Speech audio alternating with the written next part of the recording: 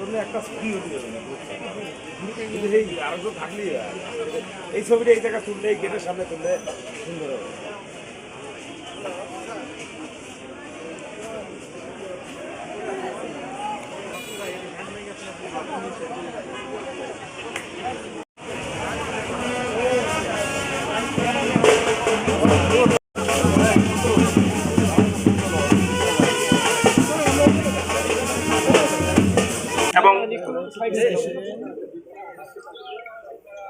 এবং আমাদের মাঝে উপস্থিত হয়েছেন আমাদের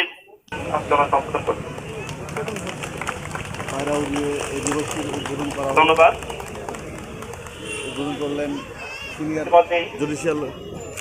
আমরা দেখতে পাচ্ছি আমাদের অনুষ্ঠানের সম্মানিত সভাপতি এবং সচিব বেলুন উড়িয়ে আজকে অনুষ্ঠান উদ্বোধন করতে যাচ্ছে। এখন বেলুন উড়িয়ে যুবশ্রীর আনুষ্ঠানিক আমরা করতালির মাধ্যমে আমাদের সম্বোধন করছি।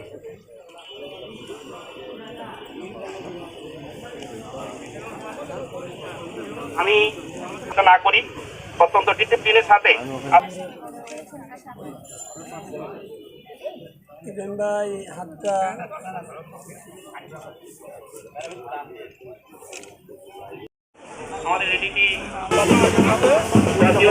জাতীয় আইন সহযোগিতা উপলক্ষে র্যালি বেরিয়েছে। জাতীয় আইন সহায়তা দিবস 2026 উপলক্ষে বর্ণাঢ্য র্যালি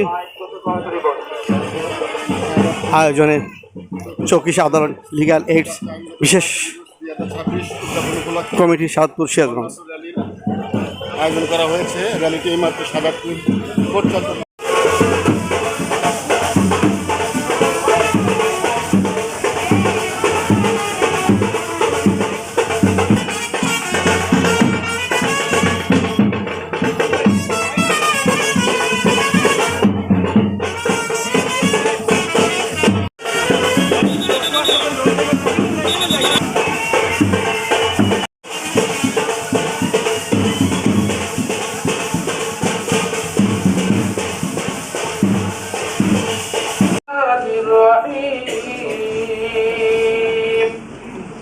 পবিত্র কোরআন তেলাওয়াতের মাধ্যমে আজকের আলোচনা অনুষ্ঠান শুরু।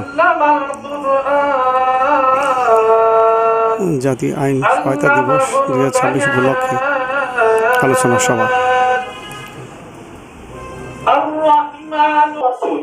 যাদের 100 টাকার বেশি ইয়া ছিল না, মূল্যবান যাদের সামর্থ্য ছিল না, তারা এই সুযোগটা গ্রহণ করতে পারত, কিন্তু সেটা ছিল অনেক জন্যই রাষ্ট্রীয়ভাবে সুযোগ দেওয়া হয়েছে।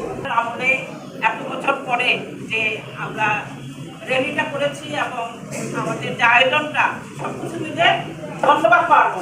আমি প্রশাসনকে অত্যন্ত নিজের অন্তঃস্থল থেকে ধন্যবাদ জ্ঞাপন করছি।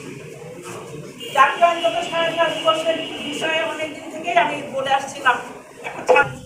অধিদপ্তর, এই অধিদপ্তরের মাধ্যমে এদেশের যারা অর্থনৈতিকভাবে একেবারে দুর্বল, সেই দুর্বল মানুষগুলো যাতে করে আইনি সহায়তা পায়, সেটা হলে আমাদের নিকটজন যারা আছে তাদের কাছে আমাদের এই মেসেজ পৌঁছায় দেব যে সরকার আর কাউকে আদালতে সিনিয়র সিভিলদার নানো আহত সাহেব, থানা মামলা সাহেব, আইনজীবী সমিতির সভাপতি ও সম্পাদক সাহেব সহ আজাদপুর আইনজীবী সমিতির বিজ্ঞ সিনিয়র জুনিয়র আইনজীবীবৃন্দ, আমাদের আইনজীবী সহকর্মীবৃন্দ, একটা রেজুলেশন হয়, কিন্তু দুটো রেজুলেশনই পরবর্তীতে তার সেই আপনার আইনের কোনো মুখ দেখেনি।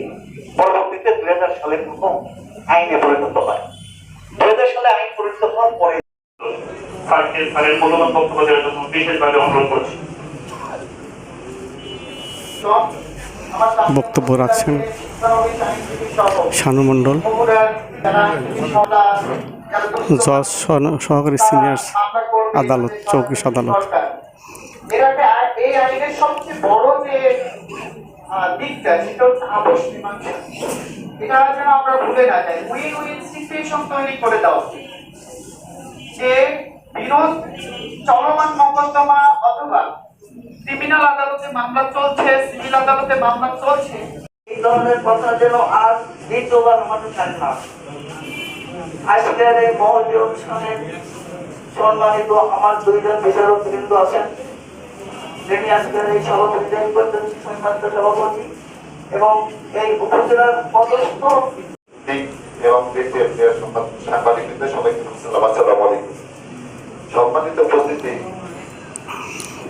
বক্তব্য দিচ্ছেন শাহজাদপুর থানা ইনচার্জ অফিসার সাইফুল ইসলাম। আজকের আইন সহায়তা দিক নির্দেশনার বক্তব্য দিচ্ছেন।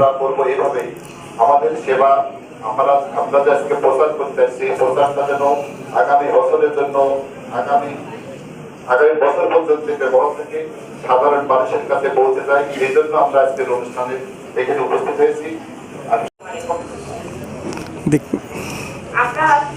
জাতীয় আইনগত সহায়তা দিবস উপলক্ষে আলোচনা অনুষ্ঠানে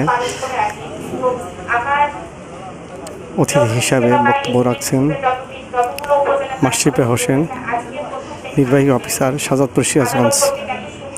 দিক নির্দেশনা এক বক্তব্য দিচ্ছেন আলোচনা।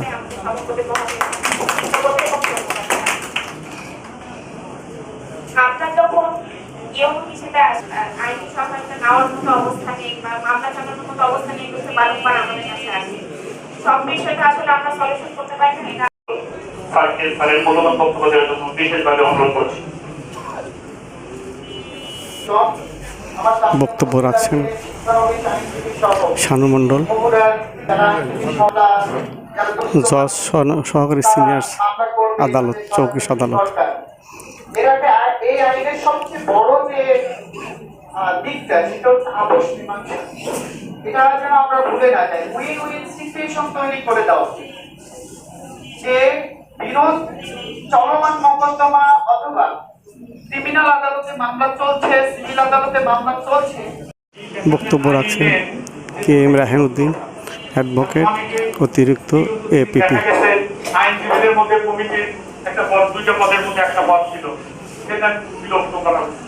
এই পদটা যদি থাকতো তাহলে মানুষরা সরাসরি আইনজীবী দ্বারা ওই দুস্থ মানুষ আইনজীবীর মাধ্যমে ছাত্রীর সাথে কথা বলে এটা আইনের সহযোগিতা করা হতো। আলোচনা সভার মাধ্যমে আমি সরকারের কাছে আহ্বান করব, আমাদের জাতীয় আইনগত সহায়তা যে আইন 2000 সালের, এই আইনটা সংশোধন করে প্রতিটা উপজেলায় একজন করে লিগ্যাল এইড অফিসার দেওয়ার জন্য আমি সরকারের কাছে আহ্বান করব। শুরুতে অন্তত এই 39টা চলতি আদালতে যদি একজন করে উপজেলা লিগ্যাল এইড অফিসার দেওয়া যায়, তাহলে আমাদের এই সমস্যাটা সমাধান হবে।